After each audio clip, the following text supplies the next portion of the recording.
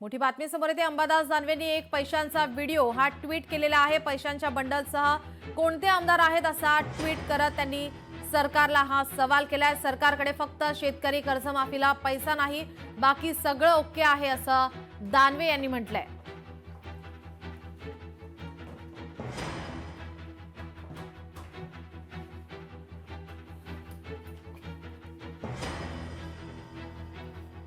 अंबादास दानवे यांनी ट्विट करत सरकारला सवाल उपस्थित केलेला आहे। हा व्हिडिओ त्यांनी ट्विट केलाय।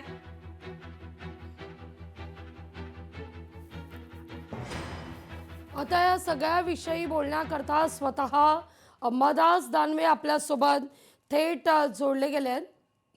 नमस्कार, स्वागत आहे तुमचं लोकशाही मराठीमध्ये। तुम्ही एक महत्त्वाचा व्हिडिओ अगदी जय महाराष्ट्र जय महाराष्ट्र अगदी अधिवेशनाच्या दुसऱ्याच दिवशी तुम्ही या ठिकाणी ट्विट केलेलं आहे। पण या व्हिडिओत हे ट्विट करत असताना तुम्ही कुठल्याही नावाचा उल्लेख केलेला नाहीये।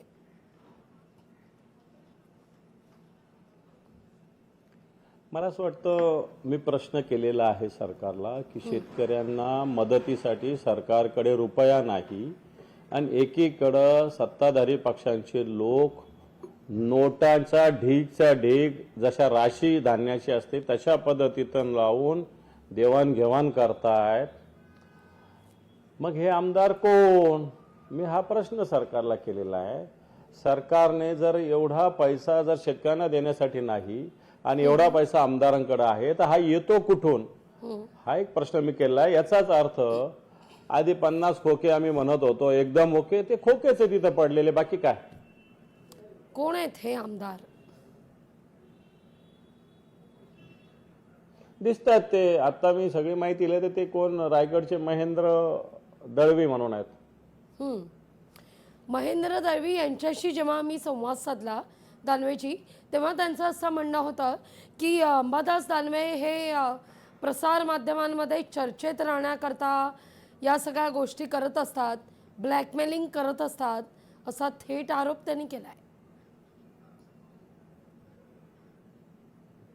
मला असं वाटतं मी जे केलं ते खरं आहे का खोटं आहे एवढं सांगावं, बस, बाकी सांगण्याची काही गरज नाही।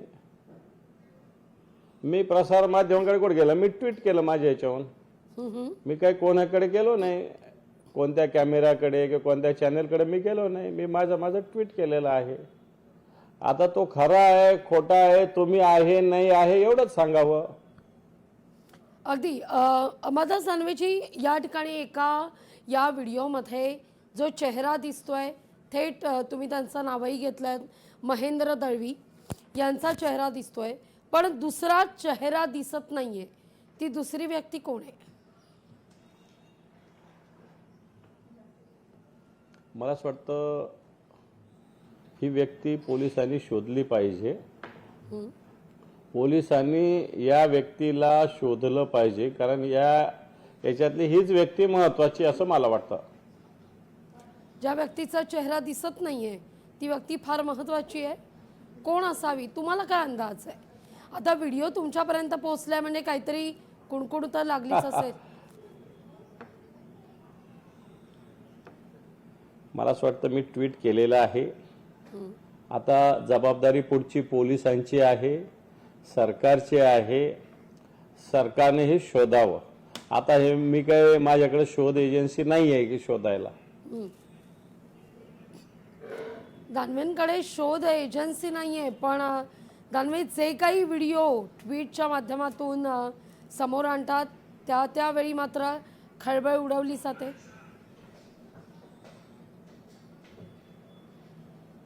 हे बा, मी शिवसेना उद्धव बाळासाहेब ठाकरे पक्षाचं काम करतो। जे राज्यात चाललेलं आहे, विशेषतः शेतकऱ्यांच्या विषयावर मी काम करत असताना जे आम्ही गावागावात जातो, या शेतकऱ्यांची तळमळ बघतो आणि एकीकडे ही यांची सगळी संपत्तीची लयलूट बघतो आणि त्यावेळेस मग अशा गोष्टी समोर येतात। दानवेजी, या सगळ्या मुद्द्यावर आता अर्थातच तो व्हिडिओ अधिवेशन काळात समोर आला म्हटल्यावर यावर अधिवेशनात तर या मुद्द्यावर प्रतिक्रिया उमटतातच आहेत। वातावरण ऐन गुलाबी थंडीत चांगलंच तापलेलं आहे या व्हिडिओमुळे. पण या व्हिडिओ समोर आल्यानंतर एक वक्तव्य असं करण्यात आलं की काही भेदी मात्र आम्ही आमच्याच घरात पाहिलेले आहेत आणि तिथून हा व्हिडिओ तुमच्यापर्यंत देण्यात आलेला आहे. मग आता कोणते कोणते वक्तव्य खरे तुम्हीच तपासा. काही भेदी आम्ही पाळलेले आहे त्यांच्याकडून हा व्हिडिओ आमच्याकडे आला. एक पुन्हा सांगितलं की AI नी हे केलं. 2 पुन्हा ब्लॅकमेलिंग करतात. 3 नेमकं याच्यातलं काय आहे हे एकदा जरा क्लिअर झालेलं बरं. अगदी तुम्ही या सगळ्या मुद्द्यावर असं देखील कळतं आता सेनाभवनात जाऊन उद्धव ठाकरे यांची देखील भेट घेणार आहात. काय नेमकी चर्चा होईल? हा व्हिडिओ समोर आल्यानंतर मातोश्रीवरून काही फोन वगैरे आलाय का? नाही मी एका रुटीनमध्ये मी संघटनेचं काम करतो. रुटीन पक्षप्रमुखांची भेट घेत असतो. मी आज मान्य पक्षप्रमुखांची या संदर्भात भेट घेईल, चर्चा करेल. आणखी पुढे काय पावलं उचलायची, आणखी याच्यात पुढे काय तपास करता येईल याच्याविषयी निश्चित चर्चा करेल. अगदी म्हणजे भेट घेतल्यानंतर या व्हिडिओचा पार्ट 2 समोर येणार आहे का, ज्याच्यातून त्या दुसऱ्या व्यक्तीचा चेहरा समोर येईल? दानवेजी, तुमचं हे मिश्किल हसणं बरंच काही सांगून जात आहे.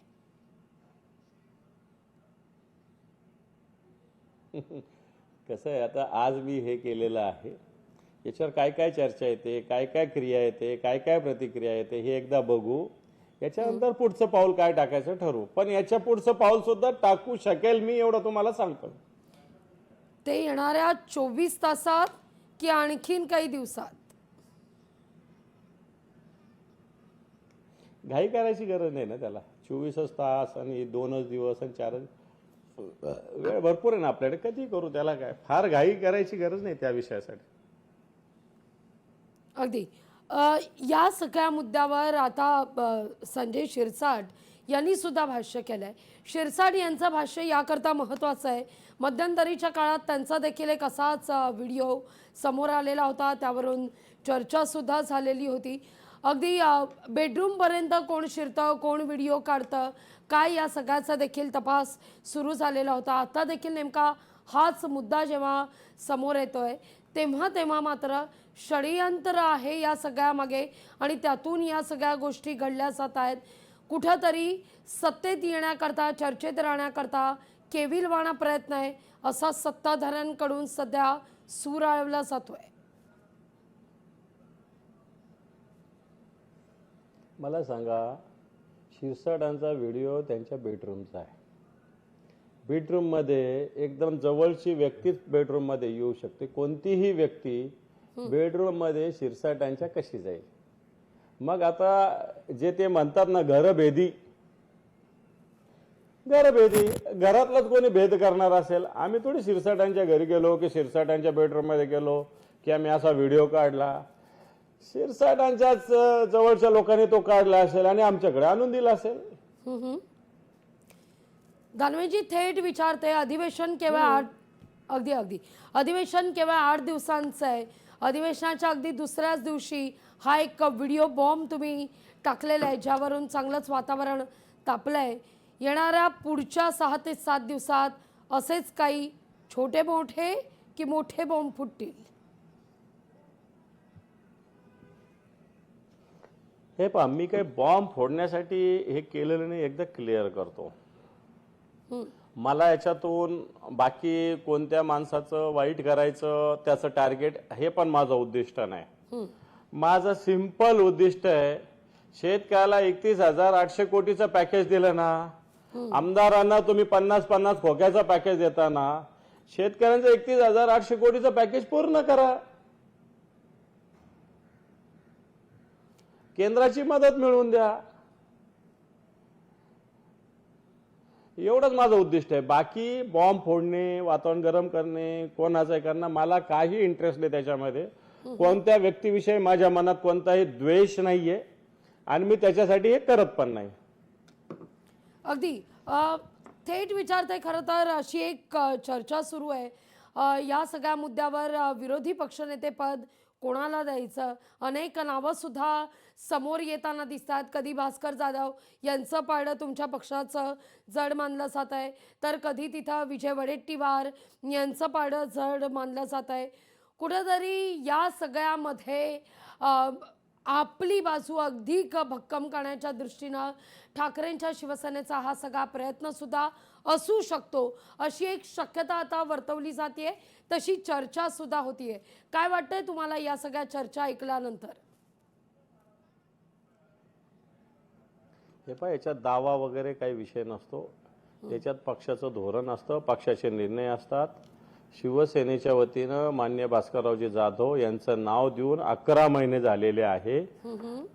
आम्ही सगळ्या आमदारांनी माननीय उद्धवजी ठाकरे साहेबांना या संदर्भात अधिकार दिलेले आहे. त्यांनी तसं पण विधिमंडळ कार्यालयाला कळविलेलं आहे. काँग्रेसने सुद्धा विरोधी पक्षनेत्याचं परिषदेचं नाव कळविलेलं आहे. आता ह्या गोष्टी विधानसभेचा अध्यक्ष आणि विधान परिषदेच्या सभापतींनी घेतला पाहिजे. आता सभेचे आणि परिषदेचे अध्यक्ष आणि सभापती जर सत्ताधारी पक्षाच्या हातचे जर बाहुले बनत असतील, बाकी सगळे नियम कायदे बाजूला ठरवतील, तर मला असं वाटतं काही करता येणार. पण नाव तर भास्करराव जाधव आणि सत्यजित म्हणजे बंटी पाटलाचं नाव हे फिक्स आहे. अगदी शेवटचा सवाल दानवेजी, या सगळ्या मुद्द्यावर तुम्ही म्हणताय की तुम्ही उद्धव ठाकरे यांची भेट घेणार आहात, घडलेला प्रकार, समोर आलेला व्हिडिओ, या सगळ्याविषयी चर्चा करणार आहात. यावर कारवाई करण्याच्या दृष्टीनं वेळ पडली तर राज्याचे गृहमंत्री मुख्यमंत्र्यांची भेट दानवे घेतील का? हे पहा, आज बँकेच्या अकाउंटमध्ये 50,000 रुपये टाकले किंवा काढले तरी ते चुकीचं ठरतं. कोणी एवढी कॅश बाळगणं हा सुद्धा गुन्हा आहे. आता मी हा दाखवलेला आहे. जर सरकारला वाटलं तर माझ्याकडून या संदर्भात चौकशीला काही सहकार्य लागेल तर ती माझी तयारी. अगदी.